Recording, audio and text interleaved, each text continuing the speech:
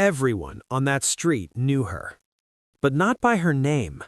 They knew her by their laughter, their insults, and their cruel stares. She walked past them every day, with her head down, pretending not to hear the words that cut deeper than knives. This is the story of a transgender woman the world tried to erase. Her name was Ayla. Every morning, Ayla left her small rented room and walked to work. The same street, the same people, the same pain. "Look at that thing," someone whispered. "Is it a man or a woman?" Another laughed. Children repeated what adults taught them, mockery. Shopkeepers refused to touch her hand when she paid. Passengers avoided sitting next to her on the bus. Even silence felt heavy because it was filled with judgment. Ayla never replied. She never fought back. Not because she was weak, but because she was tired of proving she deserved to exist. Once, Ayla had a family. A mother who cried, a father who said, "You are dead to us." That day, Ayla lost not just a home, she lost her name, her photos, her childhood memories. She stood outside the house for hours, hoping the door would open. It never did. At night, alone in her room, Ayla removed her makeup and stared at the mirror. She didn't ask, "Why am I like this?"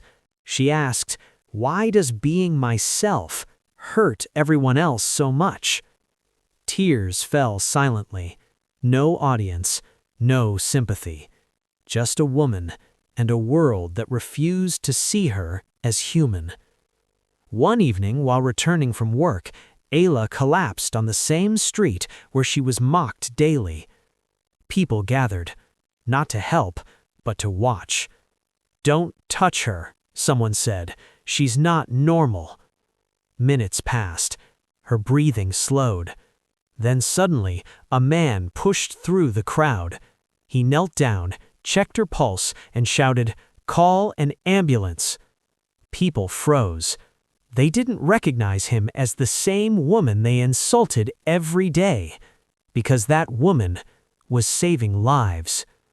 At the hospital, the doctor came out and said, "She survived because she reached us on time. She's one of our best emergency volunteers. She's helped save dozens of people in this city." Silence. The crowd that once mocked her now stood ashamed. The same shopkeeper who refused her hand lowered his eyes. The same people who laughed couldn't speak. Days later, Ayla returned to that street. This time, no laughter.